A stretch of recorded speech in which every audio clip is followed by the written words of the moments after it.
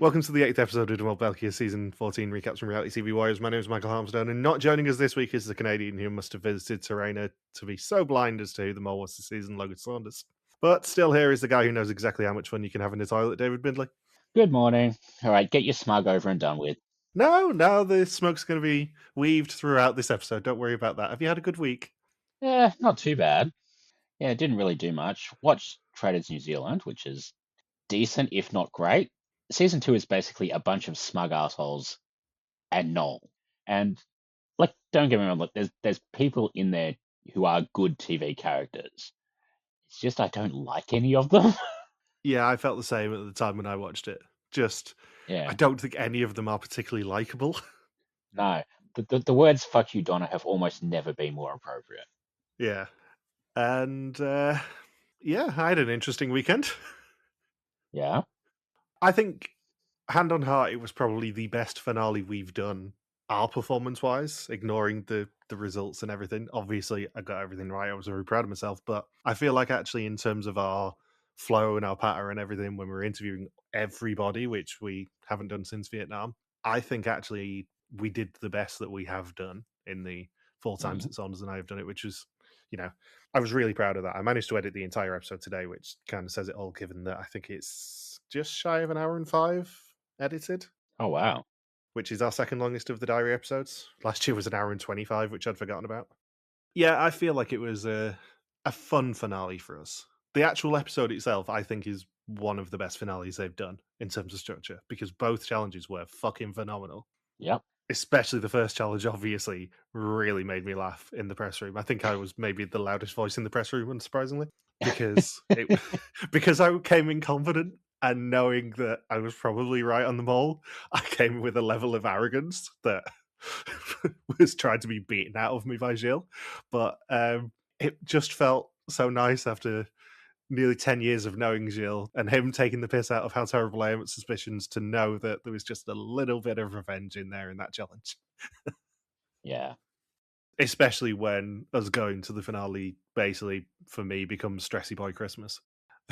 Mhm. Because after the week I had last week, I was glad to have something to look forward to, but everything seemed to try and raise my blood pressure, just in terms of the travel logistics. The plane from Manchester was 45 minutes late, which, given it's a 55-minute flight, is quite impressive, Mhm. which then meant that I missed the 1 hour train to Antwerp. Hilarious fun. Had to Yeah. wait in Schiphol for 55 minutes. When I got on that train, I felt like I was in hot fuzz because they couldn't go full speed on the high-speed rail line because of a swan.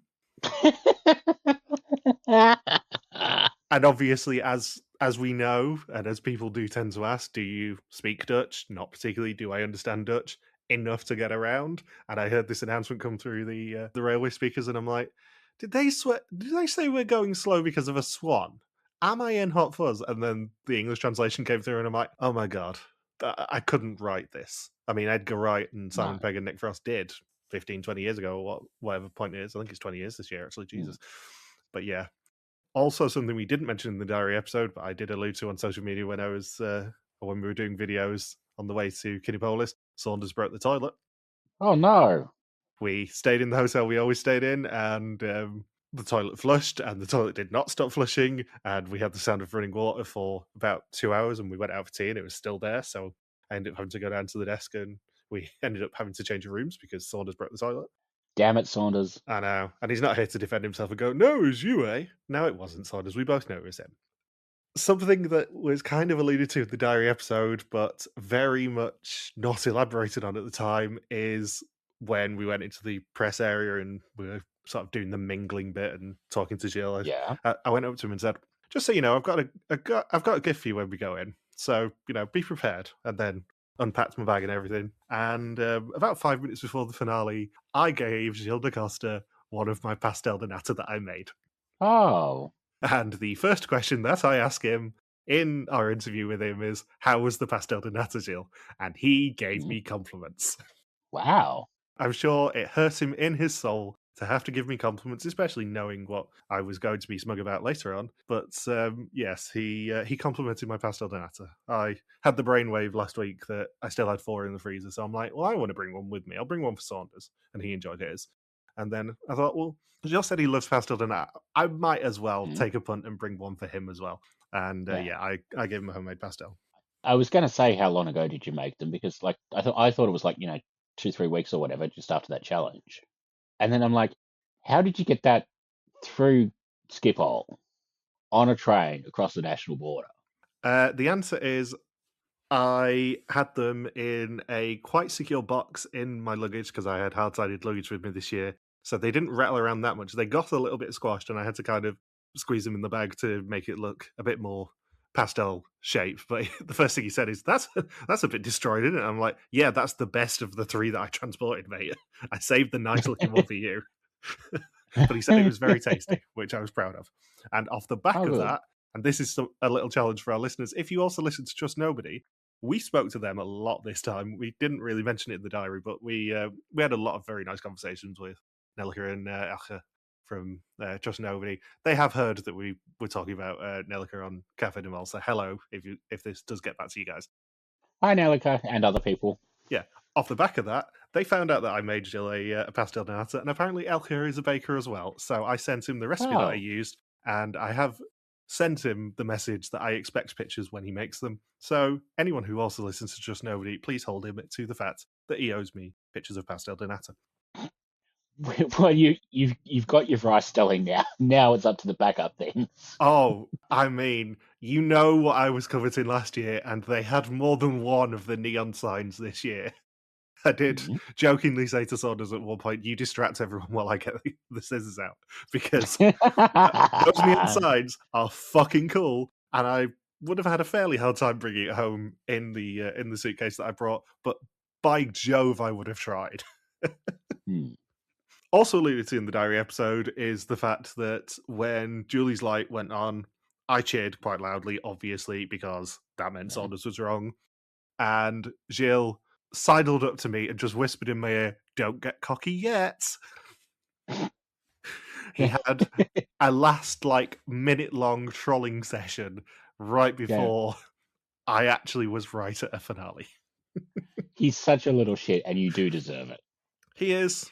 And the even better thing is, as soon as Wout walked through those doors, and I'll be honest, I had a little waver when I saw a glimpse of a white shirt. I'm like, I know Maxim was wearing a white shirt. I can't remember what colour Yeah. shirt Wout's was. Fuck, I might be wrong, and I might be getting teased here. And then as soon as he walked through the door, I quite loudly in the press room shouted, I was right. And I'm not sure whether I got told off or not. Mm. Not by Gilles, by someone else. There was a comment almost immediately afterwards, and obviously I didn't understand it. But I'm not 100% whether I got told off or not for saying quite loudly I was right. Yeah. The question on everyone's lips is obviously who did we interact with outside of this cast? Because obviously we go into the cinema screen where all the cast and the friends and family end up going, which has its downside, the fact that we can't take part in the mole quiz that wins you a cinema ticket like Elijah's screen did this year, and they won. Mm. But we had our usual chat with Annalise, who is lovely. Logan got away from Alexi, who was sat in the row behind us, as was everyone from Thailand, I think. They were Oh, the only season that was entirely there, and they were all sat in the row behind us. But the one that I want to talk about is I got recognised for the first time. yeah. And I got recognised by someone we haven't spoken to. Oh, so not Because, Davy. no, cast your mind back to the Sicily finale. We Yeah. spoke to Senna and Bernard, but we never spoke to Michael Mons because time ran out. You got recognized by Mikael Mons. Yes, he made eye contact with me because he was like 2-3 rows behind us, sat with Bernard, and he just mouthed "podcast?" at me, and I'm like, yeah, and then we went over and had a lovely chat with him, and he's so Oh, nice. So yeah, we have inexplicably befriended Michael Mons, and right.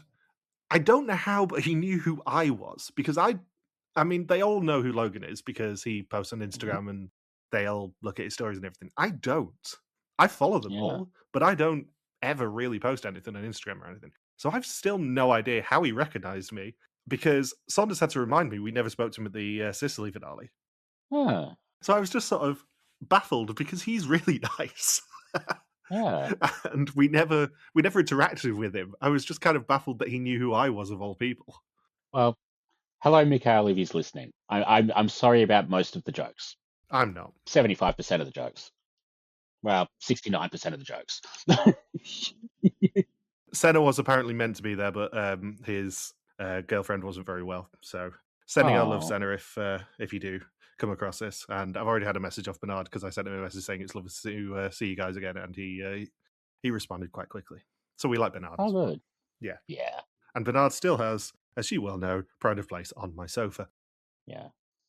Because I am a nice person as well, I always send an email to Gilles and the people who arrange our visits when we get to go to these things. And Gilles sent an email back very, very quickly yesterday. I never get emails from you. No, that's because I don't like acknowledging that I have your email. Okay. But yeah, I always send an email to Gilles and Isabel, just basically saying thank you and thank you for enduring our presence once more. But Gilles doesn't usually respond that quickly. And I Yeah. got an email back off him. How long ago? How long between it was? It was about 47 minutes after I sent the email Yeah. saying, I'm still recovering from the sheer shock of you getting it right. Thank you as ever for making the trip to see us. Very much appreciated. See you next year. Oh. And I have it on good authority he listened to at least the first 2 episodes because he made a lot of jokes about saunas being shit. As much as I didn't want to pander to the inevitable bingo squares, he did have some thoughts on saunas drafting 5 of the first 6 boots. Oh, of course you did. And also, perfect timing wise, because I was flying back through Schiphol, I somehow managed to get on potentially Dutch TV yesterday. Oh. Because Schiphol decided yesterday was the perfect day to change all of their security arrangements. And it Of course. caused travel chaos. I got the train from Antwerp that got me in 3 hours and 45 minutes before my flight.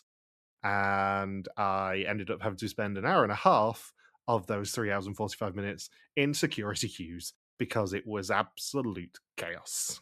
That sounds about right. It wasn't Schiphol Mall levels, but it was getting pretty close. They sent me to the wrong queue originally. I waited half an hour in that queue, got to the barrier thing where you scan your boarding pass, and then it said, nope, you're at the wrong side. You need to go to the other one. And it was that bad they were handing out water and snacks. Wow. Yeah, we got street waffles from Schiphol. And the other bit of this that I want to briefly touch upon is the fact there was a guy, the row in front of me on the flight to Manchester yesterday evening, who was texting his boss, lying that he hadn't caught the plane. He was claiming that he was on standby for the next morning, even though if his boss had rung him, he would have heard a UK dial tone at that point, because he was texting him literally as he landed in Manchester yesterday evening. So, previously, the Final Four took on 100 kids and one bird of prey before trying to take the perfect Instagram photo. They got the opportunity to drop in on their loved ones while earning cash, but it was Isabel who dropped, as she was the last person sent home before the finale. The final 3 recap all the challenges in the form of tiles. Wout says the adventure was unique. He didn't know what was coming next in the fort. Julie thought it was amazing. When she drove the rally car, she completely forgot that it was a challenge and it was just fun for her. Maxim says he's scared of heights and would have never done the free fall, but with this group around him, he had confidence. And Julie also says that she didn't realise she could have so much fun in a toilet. That's demonstrating she's not one of those annoying straight women who goes to gay bars for fun. And it is day 18 in Portimao, and the final 3 are eating the most important meal of the day, breakfast. And as we see in the behind the scenes, we get to see that because Gilles is actually doing his challenges at that point. Oh. Gilles meets them on the beach and tells them they've overcome many obstacles over the last 3 weeks, but none more so than today's Gilles himself. An hour ago, he took part in 3 mini challenges, and they must beat him to earn money for the pot. I cannot tell you the laugh that I emitted when I realised this reveal. Me too. Like this, like I don't want to give Fuzzy the square, but Jesus. I'm pretty sure she's already got the bingo board for her diary, so, she's probably already got 1 this week. One is enough. Like, I get, hosts taking part in challenges is apparently a thing at the moment because Jeff Probst did it as well. But how do they come up with stuff like this? I think it is probably just 10 years of knowing what buttons to push with Gilles. Because if you think back to Argentina, the highlight of Argentina's reunion montage thing was obviously Gilles hanging off a bridge in the Ardennes. because they decided that the funniest option was to make him test it.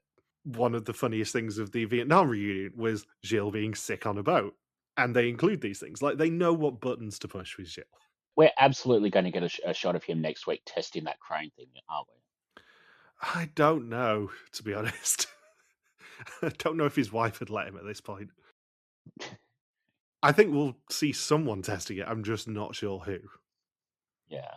Might be behind the scenes yarn. Yeah, because I suspect that Gilles' first answer would be the exact same answer that we gave last week, which is hell fucking no.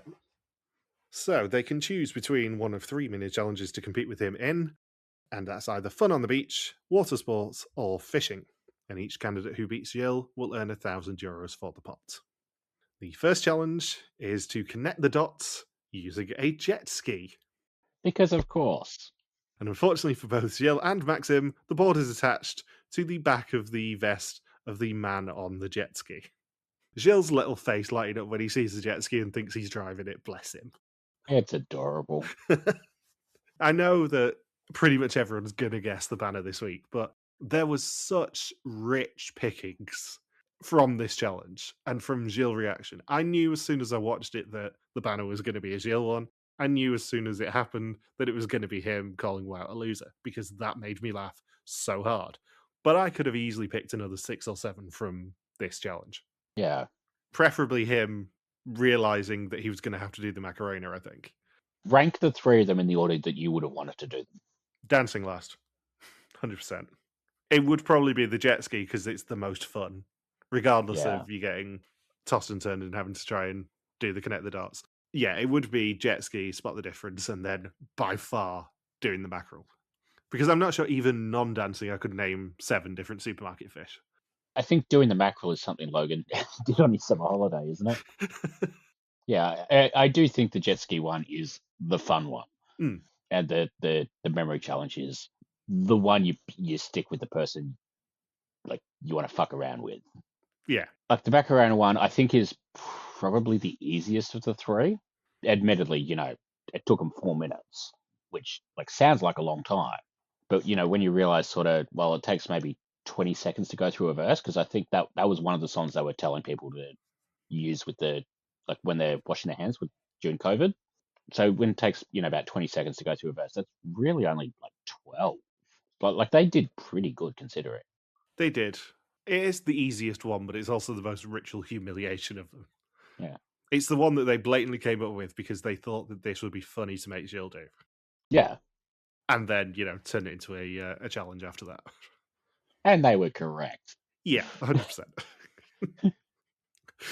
Oh, just every single reaction shot of him this time. He was either a giddy little child or knew that these people were fucking with him. There was no middle ground. And as much as it pains me to compliment him using the telescope later was just genius. It was genius of them to put it there. And to make it an actual integral bit of the challenge. So both Maxim and Gilles guess that it is a mermaid, but Gilles guesses it quicker. Wout and Julie can also earn €400 by guessing who was faster out of the 2. This isn't a surprise for the Mole, though, as they were briefed by Gilles while the other 2 were wearing headphones, obviously because it's this show, listening to Sex on the Beach. And they guessed that Maxim was faster, but he was just over 2 minutes slower. Quite impressive. Yeah. What an odd number the 400 is. Yeah. I mean, this show can kind of get away with weird monetary amounts more because they don't have to do it in the mole money and all that sort of stuff. But it doesn't make any sense to make the final pot or the final maximum make a level amount or anything. Yeah. The final maximum ends up being 112,800 by my reckoning. The only thing I can think of is maybe they were thinking maybe 500 would be too much and then 250 would be too little. Yeah. But yeah, who knows? Yeah, it was an odd amount. For the second mini challenge, Gilles and Julie must dance the mackerel, which is apparently an obscure variation of the Macarena. Gilles then gets surprised by the dancers coming around from behind the rock and looks absolutely mortified. Whoever dances Macarena and names a different fish 7 times will win the duel. I just love the visual of like that lady coming around with the boombox. I'm like, excellent. It's even funnier when you consider that we've seen the behind the scenes that they come around the rock with the boombox, and then they have to teach him the Macarena because it's so long since he's done it. So he gets a full, like, intensive Macarena lesson before they start the challenge proper. Oh, wow. Despite Gilles pulling it back from, I think it's a 6-4 deficit at one point, Julie does end up winning and getting a 7-6 victory, which means they get €1,000 for the pot. And Maximum Wouts also say that she was faster, and they are right for another 400. How did you do with like naming fish? I could have done about 3 or 4 easily, I think. Yeah. I think when you get past some of the ones that they said early, I think you'd struggle. Yeah. Like, I mean, if you don't say mackerel first, you're an idiot. Yeah. And then I went with, salmon, tuna. And then because, obviously the fish down here are different than the ones in Belgium, I would assume. Yeah. I was able to list like 3 or 4 different ones. They're not going to say barramundi first in Belgium. Hey, barramundi. Yeah, like I think I would have got 7 reasonably quickly, but whether they would have accepted them as supermarket fish is a different issue. Yeah, I do wonder what the limits of supermarket fish would have been, because Yeah, I don't know what would count over here. yeah. I think if I'd said, hokey, I don't think they would have accepted that. No. Mainly because you'd be doing the wrong dance at that point. Yeah. You put your left fin in, you put your left fin out. Do you know the Macarena dance is a Mandela effect? No. So in the original video clip, Hmm. the dance they're doing is not the dance we know as the Macarena. Oh. It's very slightly different, and then that sort of mutated. And then sort of when it got big and they did like a Christmas version, that's the one that has the Macarena dance. Oh, interesting. But like the original video, it's basically just arms out, hands behind your head, hands on your hips, and then turn. That's it. All right. Yeah. I do wonder how strict they were on the Macarena dance itself as well. Did they have to do the Macarena perfectly to score the point, or were they a bit more lenient on it? I suspect it was just to make Jill look like a dickhead. I think so too. I was trying to watch for that on the cinema screening. Interestingly, this challenge didn't get as big a reaction in the cinema screening than in the press room. Oh. The press room, there was a lot of laughter, mainly from me, Mm. but it was a fairly muted reaction to a lot of things in the cinema screen, which is rare. Even the reveal of Wout as the mole, like, I think most people in there were probably fairly convinced this time, Yeah. so there wasn't as much of a visceral shock reaction when he walks through the Mm. church. Whereas if you compare it to something like the Arizona one, there was a Yeah. massive reaction when Comer was revealed in Mm. both areas, both the press room and the cinema. It was pretty shocking, the reaction. I wonder if maybe like the muted reaction this got in the public room might have been because the press sort of knows Jules a little bit as well. We were the only ones who did both the press room and the cinema this time, Yeah. which is rare. You usually at least trust nobody will as well. Yeah. But yeah, me and Saunders were the only quote unquote press people in the cinema screening this time. Hmm. So nobody else, as far as I'm aware, nobody else in that room had seen the finale other than Gilles and a handful of production people who would have been in the press room with us. But like you figure, like the press people, a lot of them would have interviewed Jules over the years, sort of known him through other stuff, all of that. Yeah. Like I think, they might have got like a little bit more of a kick out of let's just troll this asshole. Yeah. Yeah, like speaking from personal experience, obviously we love Gilles on this podcast. Obviously I love Yes. Gilles as a human being. But do I want to see him have to do the Macarena against his own will? Obviously. Yeah. So Gilles just tells everyone he's going to go and dig a hole to hide in. And I'm like, bring in the earth mover. Yeah, that should have been. That would have been a brilliant twist for him, wouldn't it? So the final mini challenge is a game to spot the difference between two beach setups 100 meters apart, because again, it's this show. And the fastest to find the 5 differences wins.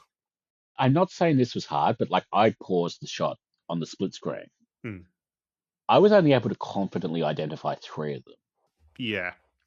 So after much hilarity, including Gilles using one of the items to look across the beach, he wins, and Julie and Maxim say that Wout was slower, and they earn €400 for a total of 1,800 of 4,200 for the pots. And even though he sends them away, Gilles calls Wout to turn back and calls him a loser. It's such a little shit. That is shocking behaviour from Gilles, given what I've experienced from him in the past 7-8 years at this point. I had no idea that Gilles was that competitive. He probably did it just in case he couldn't do it to you again this year. Yeah, I mean, I did it to Elijah when Elijah had seen the finale, and I sent a message on Discord being like, "Elijah, are you ready to face me yet?" He's just like, "Yeah, I'll go to the cinema screening." So he was in screen 14, I was in screen 8, so he just waited outside. And I just walked out. The first thing I did was just loser. Then we had a very nice chat. Oh, good. I just love that when Wout's doing it, Gilles and Maxim take the opportunity to roast the Baywatch vibes of his running. Yeah, And then we get Wout running with the actual Baywatch credits music. which And then it cuts to Gilles, just sort of no music at all. It's just him running across the beach. yeah, the editors had a lot of fun taking the piss out of Gilles here, but Yeah. the Baywatch music, I had the loudest laugh in the press room at that, because that is just such a stupid split-second joke that they would do. Yeah. Like, I was just enjoying myself this time because I was fairly confident I was right. I could just sit back and not be as stressy as I normally am, going, "Oh god, I'm wrong, aren't I?" Yeah. Because sort of halfway through the second challenge, I think Saunders was fairly convinced it wasn't Julie, not that he'd ever admit it, because he knows that he'd get the piss taken out of him anyway.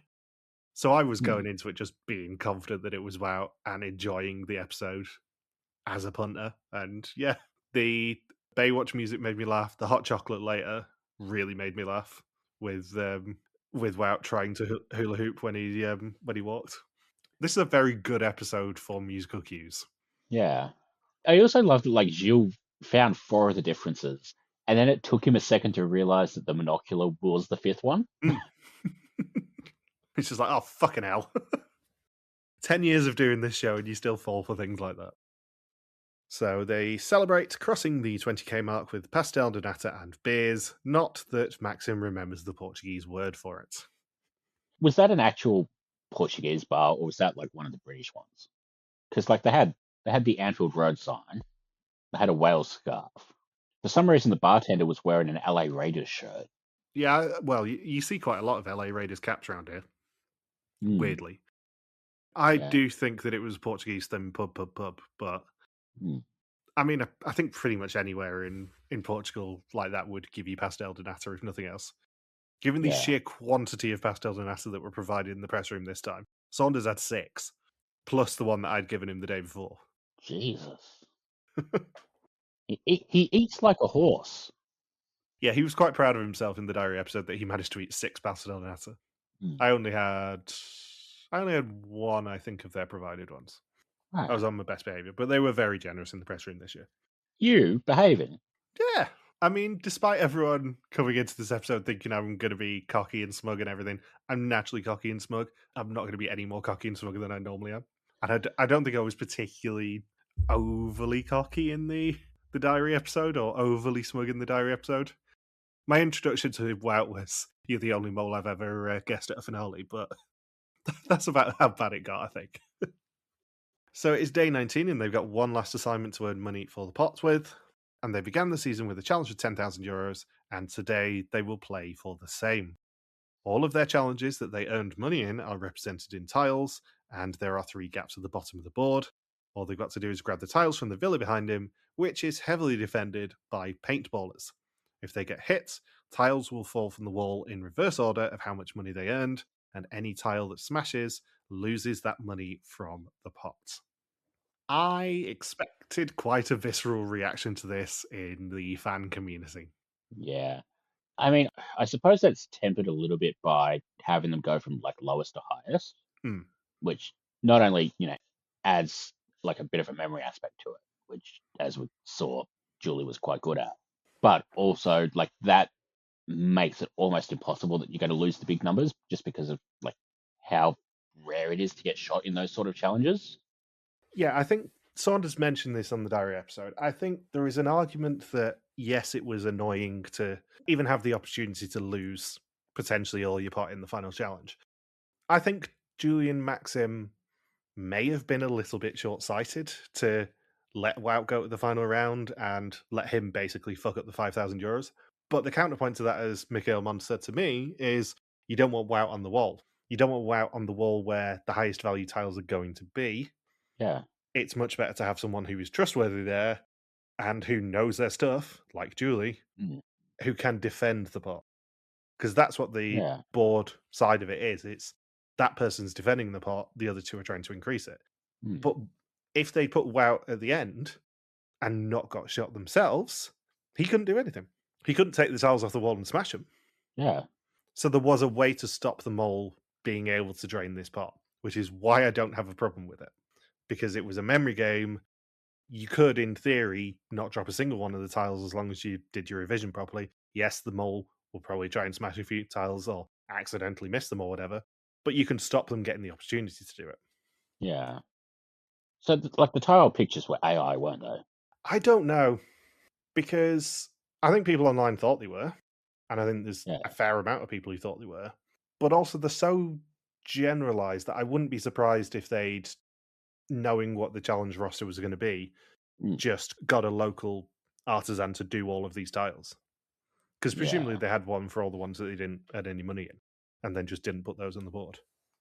Well, there were only the 20 challenges this season, weren't there? Yeah, but I don't think was the fort the only one they didn't earn any money in, I don't know. because I don't think the Abigail and Vincent challenge was represented on there, which they lost money in, for example. So there must have been one that represented that, just in case they earned the $2,000. Yeah, there were 20 tiles. Got me wondering now. I'm pretty sure there wasn't one for the Abigail and Vincent one because they would have let that fall, because it would have earned $2,000. That's a good point. Because then also it depends what you count as a challenge, because the zip line was on there, but was the sheep on there? Because that couldn't earn any money. Yeah. The only one that was worth 0 that fell was the fort at the start, and that was Gilles doing it as the example. Yeah, my count has 20 challenges plus the paintball. So 21 challenges plus the paintball. Yeah. And if you take out the cars, then that's the 20. Maybe they did just earn money in the 20 of the 21 challenges then. Yeah. Say they earned money in the Abigail and Vincent challenge, then presumably the fort challenge wouldn't have been up there, Yeah. because there was still 20 spaces. Let's work this out. Fortress, they didn't win anything. Yep. Porto, they won. Yep. Cars, they lost money. Yeah, but also with the Porto challenge, were there multiple tiles for the Porto challenge? Because there was the Where's Wally aspect and Yeah, the that's a good Port point. and the FC de Campeonen aspect. So there's actually 3 challenges there in one. This is why it's quite hard to categorize it. I think it must have been the 19 challenges they earned the most money in and the fort, to use it Yeah. as an example. I would think, based on how they had one shot for the Gilles challenge, weirdly of him wearing a snorkel, which wasn't part of any of them. I would think because they had one for that then they would count things like, say, the different rounds of the book challenge, or I think the only time where like you've got 2 challenges going on at the same time that are different challenges would be the tram race and the pastel de nata. Yeah. Because like they never really interacted. No, but again, there wasn't one for the Pastel de Nata, and that earned €0. Yeah. Yeah, I think they must have had backup tiles for every single challenge, and they just picked whatever the top 19 were, plus the fort. Yeah. That's my suspicion on it, having seen it a few too many times at this point. Or maybe the ones that were €0 were at the end. No, because they would have fallen already, I think, because they fell in reverse order. Like you have, the example €0. Then you go from lowest to highest, but then all of the ones that they didn't win or lost money in, stick them right at the very end. So then basically puts higher stakes on the early ones. Yeah. So the board was the fort, the port, then the 2 cars, Carla and Dries in the sand, then the elimination duel, the zip line, Demolition Derby. the demolition derby, City of the Blind, the toilet game, the execution game, press the button, the slack lines. That's like a baseball. Tennis. It must be the tennis game. The Then fake visitors. the fake visitors. Tram race. Pastel de Nata. The bull. Yeah, football, bike, the free fall, and then Gilles. Yeah. So they did have one for the Abigail and Vincent game, even though presumably that one just never dropped then. Yeah. So maybe it was 21 challenges this season then. Yeah. And it just didn't drop if it was a 0 or a negative Euro one. Yeah, I think my count, I put the book and the book challenge and the mole video as separate challenges, where I think you can make an argument that that's one thing. Yeah, I think they must have counted it as one. Mind you, the video never earns any money, does it? Yeah, because No. the videos was to take money off the winnings of the day. Yeah. So yeah. So then it's exactly 20 challenges plus hula paintball. So there must have been some excuse for them to not start with all the €0 challenges. Yeah, I presume any negative ones just stayed on the board regardless. Yeah. Maybe the €0 had the same situation. Yeah. Yeah, they must have done. Hmm. Anyway, the first tile that they've got to find is €2,000 worth, and Wout and Julie go for it. Maxim can catch the tiles if they fall, and he catches a €1,500 one from the zip line. Wout gets hit by a paintballer, and Maxim again catches another tile. Wout and Julie then find the first tile, and if they enter the red zone, that tile will fall and cost them the €2,000 they could win. To turn the red zone green, one of them must hula hoop, while the other walks a path and climbs through hula hoops to get to the tile. As soon as they enter the room, they have 5 minutes.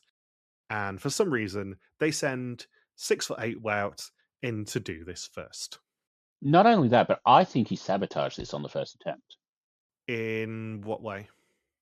Because when they showed the diagram of, say, the line going through the hoops to the thing, that second hoop, the one they keep having the trouble with, that line goes down through the hoop instead of up. Yeah, I was wondering about that. So if it goes down through the hoop, you've basically just got to step over, duck down, and then crawl out. It is a lot harder to get up through something like that without hitting it. Yeah, because the one that Julie ends up hitting, number 4, I think it is, she keeps hitting number 4, and that one's blatantly, obviously, the one that you should crawl up and over because it's a little bit higher. So I think he must have. Yeah, you're probably right. He probably and misled then her on sort of the way after he did it the first time, then they just kept doing it. Yeah, but also, as I've said in previous weeks, Wout is a very tall human being. This is a terrible challenge for anyone, Mol or not, as a tall human being to have to do. Yeah, I could have done it. Yeah, you would have been fine. I wasn't going to make the joke. I let you do it, but no. Yeah, Wout is, they said, close to 2 meters, so he's an inch or 2 taller than I am. Then I'm about 193, I think. So yeah, Wout hits the hoop and has 4 seconds to run back. Julie goes out and is much more successful, clearing 2 of the 5 hoops. And after a few runs, she doesn't get out in time, and as a result, the €2,000 tile falls. And Wout gets hit by a paintballer on the way out, and a €1,700 tile representing the Ports Challenge falls as well. The paintballers, by the way, were production crew members, because one of them was the handler who was sat with Maxim and Wout when we spoke to him. I only know because someone else asked and he got pointed out. So yeah, they were crew members. Again, unsurprising. Maxim and Julie go for the second tile, worth €3,000. Maxim gets hit, and the €1,800 that they earned beating Gilles is lost as well. To earn the €3,000, Maxim must score with a basketball while hula hooping, and Julie has to throw the ball to him from the balcony above. And again, if he stops hula hooping, he has 4 seconds to leave the room. I mean, I know it's hard to walk with a hula hoop, but this seemed like the hardest challenge of the 3. Yeah. You say it's hard to walk with a hula hoop, but Wout proves in the behind the scenes he can do it. Yeah. He practiced walking with a hula hoop, unsurprisingly. Yeah. So he misses with the first ball that he catches, but hits the second, releasing the €3,000 tile. And they get back to the board with the €3,000 tile, and Wout and Maxim are then sent out for the 5K one. The final area requires both of them to hula hoop and press 2 buttons simultaneously on opposite sides of the ring, and Wout fails so many times. I do love a good failure montage, and we get 3 of them in the 3 rounds of this challenge. Yeah, Wout, Mole or not, was spectacular at failing in this, keeping the hula hoop up. So they decide to have Maxim do it, but Wout sprint to his button, and Maxim doesn't catch the tile within the 4 seconds, probably because Wout trips over his hoop. Blatant sabotage. Why would he have even taken the hoop with him? He sort of drops it and trips over it, and then that's what loses them another second, which Maxim needed to grab the tile before it falls, I think. Yeah. But like, if you're gonna sprint, like, why not leave the hoop at the starting point? Well, yeah, but he's the mole, and he obviously wanted to do one final sabotage. Hmm. So Maxim then gets hit on the way back, and Julie saves the €1,900 tile. Wout then gets hit, and Julie saves the 1920 tile, and they return back to the safe zone for a total of minus €500 of 10,000 for the challenge, €1,300 of 14,200 for the episode, and €20,430 of 112,800 for the season as a whole, which is, just to give Fuzzy a bingo square, 18.11%. Which is surprisingly small considering. Yeah, I mean, he had a few all or nothing big money challenges, but on paper, that's a very good result for them all. Yeah. I mean, I say surprisingly small, but that's basically 3 Vidum seasons at the moment. Yeah. So it's day 20, the last day in Guaya. Gilles meets them for the final 3 breakfast. He says they're worthy finalists and that the mole may have made a mistake picking Yana and Giannis as the 2 strongest candidates, as the 2 sitting alongside them now are the strongest. The mole tells one final lie that they are not the mole. I like the final 3 breakfast scene. It's a sweet tradition. Yeah. I like that they do it. I think it makes more sense to do like a quick scene like that than devote an entire challenge to just giving them an excuse to like do flashbacks. Like the tiles were a fun way to do it, but then sort of other seasons, you get things like making them run for hours and hours and hours, and then sort of because the running is boring, then you get the excuse for them to do confessionals about the journey they've been on and all that, like all that sort of stuff. And I'm like, this is way more interesting. Yeah, this is pure character scenes at this point. There's no game involved, no money involved, no challenge involved. It's just celebrating the end of the trip and walking down memory lane, yes, but allowing a little bit more of their personality to shine through. Yeah. Because Saunders asked me during the diary episode whether there were any shocks this year in terms of the people that we spoke to, because obviously we didn't really get a measure of Alexei last year. He's an absolute sweetheart. We love talking to him. He was very charming. That didn't really come across on the episodes. I think I pretty well got the measure of all 3 of them this time. Hmm. I know we said Julie and Maxim were very under-edited, sort of up to the midway point of the season, but Yeah.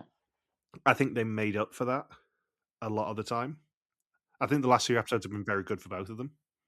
Yeah. I think they both got a decent amount of like airtime from the Love One challenge, and then Yeah. sort of after that point, then they became main characters. Where I think sort of the first half of the season, you had people like Giannis, Abigail, all that sort of stuff taking a fair bit of like the focus from them.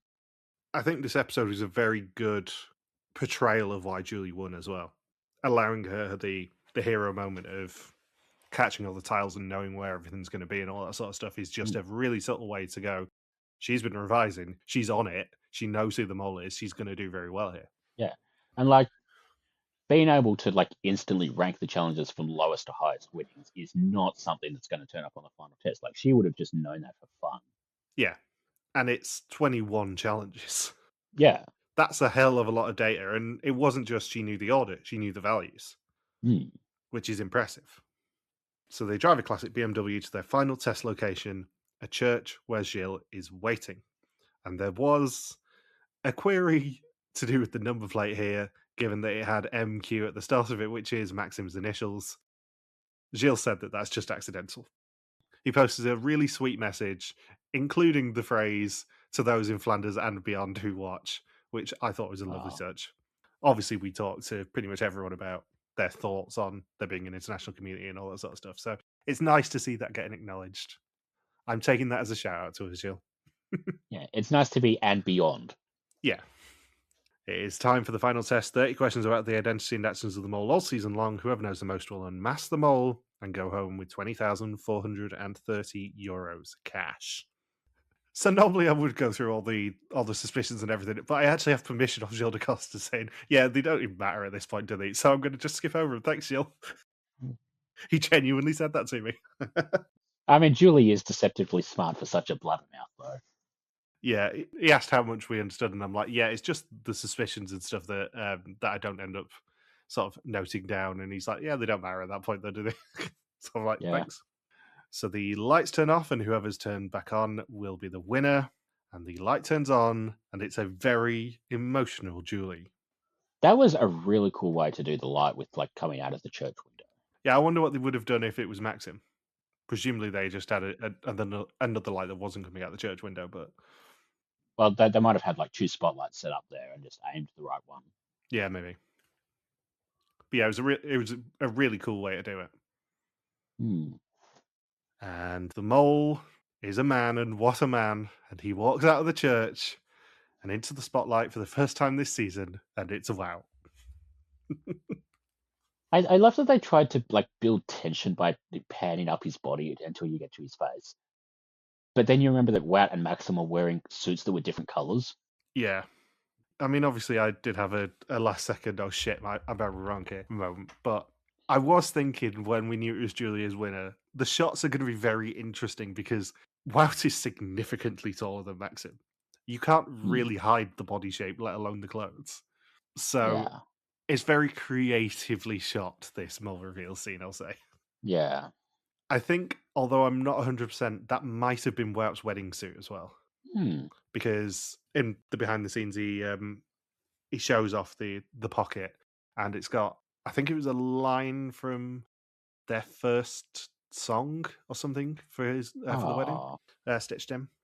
It's definitely a message to oh. do with his wife that's stitched in. So yeah, it was very sweet. And the next two words on my notes are just "thank fuck." Hmm.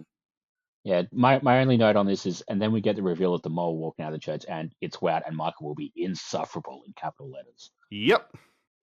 Get it over and done with.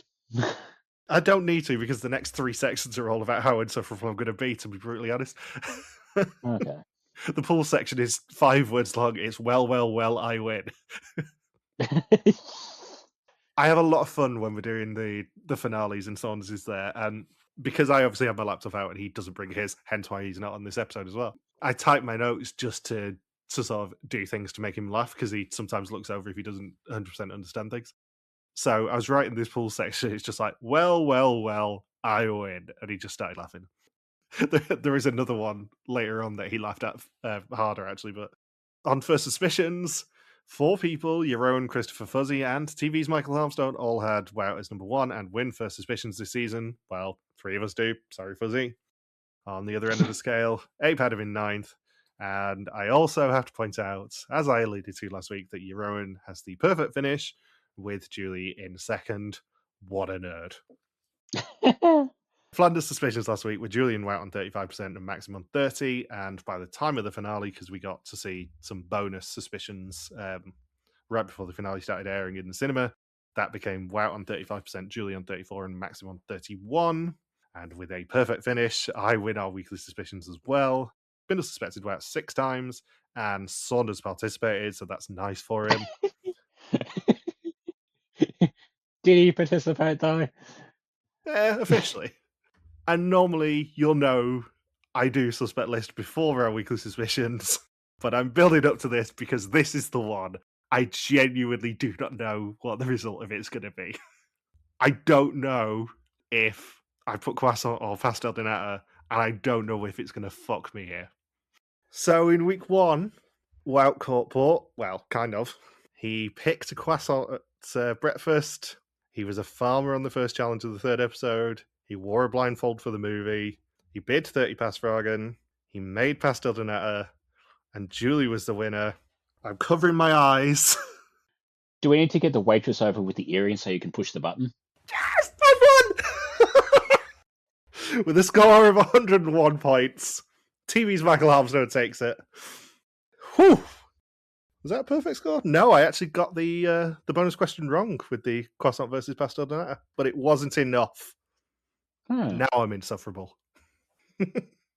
Now? Yeah, clean sweep, motherfuckers, is all I have to say. Clean sweep. Well, you still haven't got a perfect score on a suspect list. I don't give a flying fuck about that. Being perfectly honest, I have waited years to win a suspect list. It's been my white whale. It's the only one I've never won. So yeah. I've done it twice. I don't give a shit. You don't count. I got the one that no one wanted me to have. What, bingo? Well, that as well. So yeah, top 10 was me with 101, Jeroen on 96, then Dizang on 85, Joseph on 83, Jason on 81, Reed on 77, Matty and Bindles, who did quite well, equals 7th on 76, and Sandra completing the top 10 on 71. On the other end of the scale, Solders actually didn't shame himself. He got 40 points. Wow. He's still 16th. Yeah. How many weeks did you suspect Nduja? They had Wout as number 1 in week 2. I don't think he told the truth on that. I don't remember him having Wout number 1 at all. And that was the week he put his yoker on. What a little lying bitch. Having words with him. You better leave what a little lying bitch in the podcast, Michael. Oh, you know I will. He did, however, put Wout as bottom for this week. So, really bad performance, that Saunders. Yeah. He got 20 of his 40 points in week 2. What a sad little life, Logan Saunders. Anything else to say about this finale? If Gilles has been a contestant now, does this mean I have to make dirty jokes about him next year? I don't think he'd disapprove of that. I might have to defend your honour, but... I always feel bad, like, making jokes about Gilles, and I don't know why. Maybe it's because he's at work when he does this. I'm sort of skirting around us doing any sort of eulogy for the season because we're going to do that next week when Saunders is back with us. But yeah, This is a very fun season pre-reunion. I've been told that Wout has done some very sneaky shit, unsurprisingly. So I'm looking forward to seeing what I clocked and what I didn't. He did claim to me that he didn't stole the rally car because I did ask. Yeah. He just said that Julie basically very broke it. Julie apparently was a very aggressive rally driver and just managed to break the car. Oh, sure. Blame the woman driver. Classic Wout. I love you, Wout. Please don't blacklist me. Wout's lovely. Yeah. So yeah, all I have to say is clean sweep's probably never going to happen again. So I'm going to revel in this and revel in the fact that Fuzzy's going to realise that I got a clean sweep very, very soon. Yeah. So, thank you for listening to our Mol België Season 14 recap. We'll be back next week to wrap up the season and maybe talk about what's next if you're lucky. Don't forget you can contact us on pretty much every social media platform that isn't TikTok, where we are RTV Warriors. You can email us and contact at rtvwarriors.com. You can also support us on Patreon at patreon.com/rtvwarriors. And you can see the suspect list results at the link in our show notes or the bio. Thank you, as always, to the Legion of Subtitlers. We'll see you next week. I am not trying to seduce you. Peace out. Just chill till the next episode, eh? Just the AI Swedish voice doing that. Might be able to be arranged. Peace out. And just chill till the next episode, eh?